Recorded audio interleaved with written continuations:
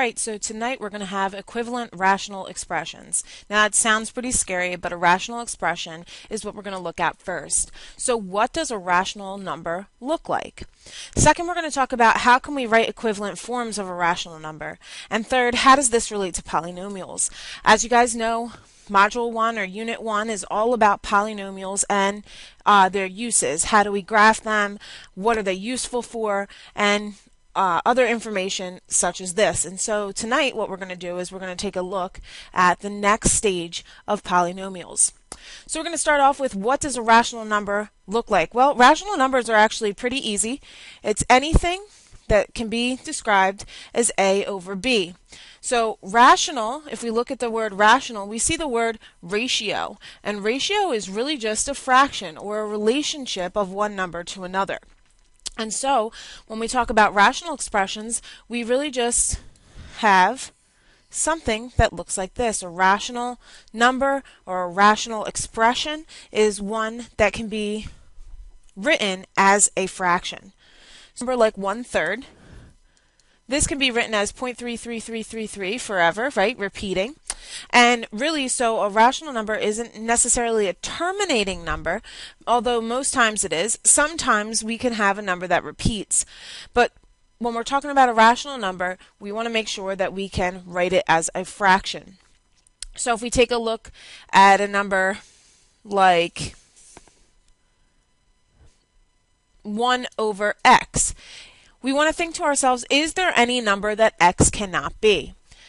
So here, x cannot be or cannot equal 0 because 1 divided by 0 is undefined. And this is going to play in a lot when we get to polynomials. We want to constantly think, is there any value that the rational expression cannot have on the bottom of its fraction or in the denominator because it will make it 0. So how can we write equivalent forms of a rational number? Let's take, for example, the number 1/3. Now 1/3, we could think about numbers that are equivalent to it. For example, if I took this and multiplied my numerator and denominator by 2, I would now have 2 over 6. We can see that 1/3 and 2 over 6 are the same value. And you can check this in a calculator. Here, I can put 1 divided by 3 and get an answer, and 2 divided by 6. And notice that they are the same value. So we can take a look at calculators that way, or rational numbers that are equivalent in that way. So if we use the same logic, couldn't I then multiply this by, say, 3? And 2 times 3 is going to give me 6, and 6 times 3 is going to give me 18. And again, if we grab a calculator, 6 divided by 18, I'm still going to get that 0.3333. So here, if we wanted to say a general form, any A over B, right, back to this general form of a rational number, we could say multiplied by some number over itself, AN over BN, is really just A over B. So we can rewrite equivalent forms of a rational number by simply multiplying.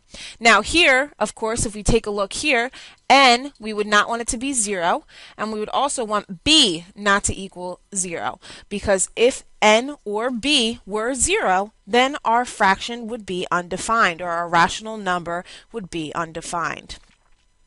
So now, how do I relate this to what we've been doing? How do I relate this to polynomials? Like this, x minus 3 divided by x squared minus 5x plus 6. Okay, so back to factoring. So step 1, we are going to factor. Now, first I look at the top, x minus 3. Well, x minus 3, I can't really do anything with that, so I'm just going to rewrite that, x minus 3. And on the bottom, I'm going to take a look and see. All right, so I have 6 here. What multiplies to give me 6 and adds to give me negative 5? Well, my factors of 6 are 1 times 6 and 2 times 3. So, what multiplies to give me 6 and adds to give me negative 5? Although these two will subtract to give me negative 5. We really want them to add. So we're going to have negative 2 and negative 3 because negative 2 plus negative 3 is negative 5 and negative 2 times negative 3 is going to give me 6. And so I can factor this polynomial as such. Now before we move forward, what I'd like you guys to notice is the two factors. Okay? These two factors, we want to make sure to have a restriction. So, is there some value where x that would make our denominator 0? So if we take a look, x minus 2, is there some value that will give me 0? And yes, there is. When x is equal to 2, my denominator will be 0. So therefore, x cannot equal 2. Very similarly, if we look at x minus 3 equals 0. And so is there some value? Yes, there is when x is 3, because 3 minus 3, that's going to give me 0. And so therefore, x can also not equal 3. Now, that's what we want to know for restrictions. But really what we're going to do here is we are going to just double check our information and try to reduce. So in the same way that if we had 2 times 3 over 4, we could say, well, 2 and 4 can reduce. 2 goes into 2 once, 2 goes into 4 twice, and so I can reduce this to 3 over 2. Similarly, if we have multiplication and factors are alike, for instance, we have x minus 3 and x minus 3, x minus 3 divided by x minus 3 is going to give me 1s. And so our final answer for this guy here is 1 divided by x minus 2. And so now our only restriction is that x cannot equal 2.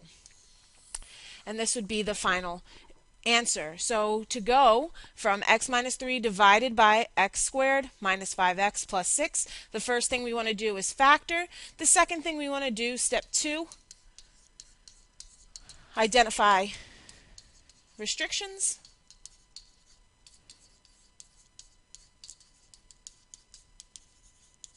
In denominator. And step 3, we want to reduce.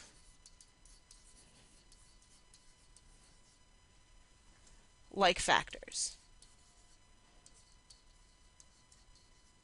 Or common factors. Okay, so let's take a look at another one. Let's say, for example, we have a problem that looks like this. Okay, we have 2 times the quantity of a minus 1 minus 2 divided by 6 times the quantity of a minus 1 minus 3a. Now this may look a little bit scary, but first thing we want to take a look at is there some sort of restriction on my denominator? So I'm going to take my denominator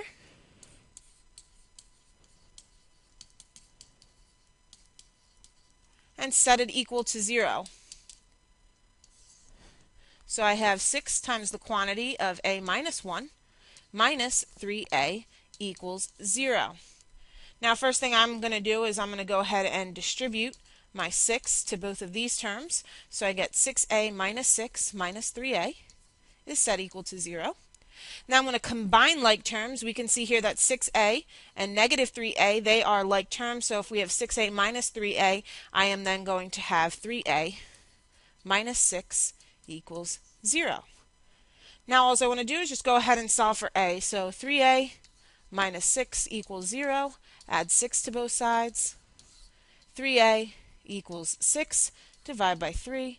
Divide by 3. And a is equal to 2. And so the restriction here is that a cannot equal 2. Okay, so if we get a value that makes our entire denominator 0, then we cannot use that. And we can check. If we put a 2 in here and put a 2 here, substitute them back in, first parentheses, 2 minus 1 is 1. 6 times 1 is 6. 3 times 2 is 6, so I'm going to have 6 minus 6, and that indeed will give me 0. And so my restriction there is that we cannot have that a cannot be 2. But so if you have any questions on that, make sure to write them down, and then we will go back and look at them. So let's go ahead and clear all of this and take a look at the problem to solve it, to reduce it as best we can. So again, my problem is 2 times a minus 1 minus 2 all over 6 times a minus 1 minus 3a. So first thing I'm going to do is I'm going to distribute. So if I distribute my 2, I'm going to have 2a minus 2 all over. I'm going to distribute my 6. That jumped. 6a minus 6 minus 3a. We already did the denominator on the previous slide, and so we are going to have 6a minus 3a is 3a minus 6. On the top, you can see these guys are like, so we can combine them, 2a plus 4. Now we want to, again, try to reduce this. So we want to look, factor the numerator and the denominator, and then divide by any common factors. So if I take a look here, are there any common factors? Well, if I look at my numerator, I notice that I have a 2 and I have a 4. Well, 2 can go into both of them, so I'm going to go ahead and factor out a 2 from 2a plus 4. So I'm going to do 2. 2 times what will give me 2a? That's going to be an a. Keep my plus sign. 2 times what is going to give me 4, and that's 2 times 2. So just double check your work. 2 times a, 2a. 2 times 2 is 4. Okay, perfect. How about on the denominator? In the denominator, we have 3a and 6. So a 3 can be factored out of both of those terms. 3 times what will give me 3a, and that's going to be an a as well. And 3 times what is going to give me 6, and that also is going to be 2. But here I'm going to have a minus.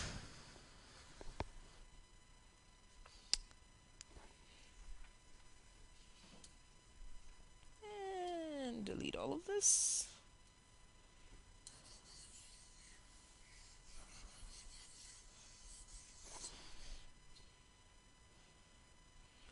So when we go ahead and distribute, we have 2a minus 1.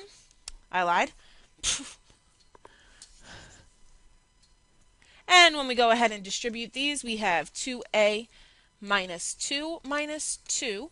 And in the denominator, we have 6a minus 6 minus 3a. So first thing I'm going to do is I'm going to combine all like terms. When I combine all like terms in the denominator, I have 6a. And I have negative 3a. We had already done that. That is going to be 3a and then a minus 6. And here I'm going to combine these two terms. We're going to have 2a minus 4. So the next thing that we want to do is we want to factor the numerator and denominator and then divide both of them by any common factors. So let's take a look at our information. Now remember, a cannot equal 2. That's what we found in the previous slide. But now what we're going to do is we're going to see, is there anything in common?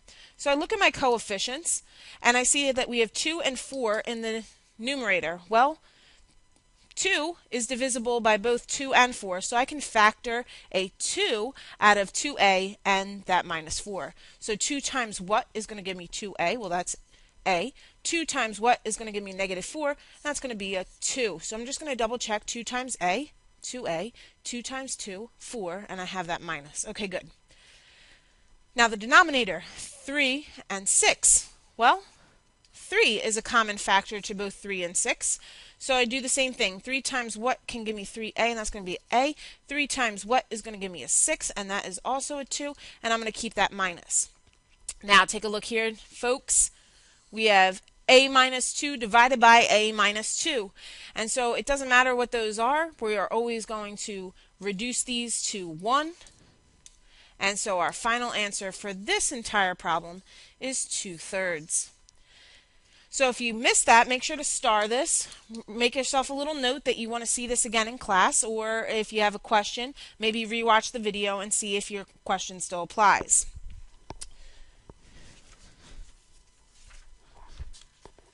We're going to take a look at a couple more here. Example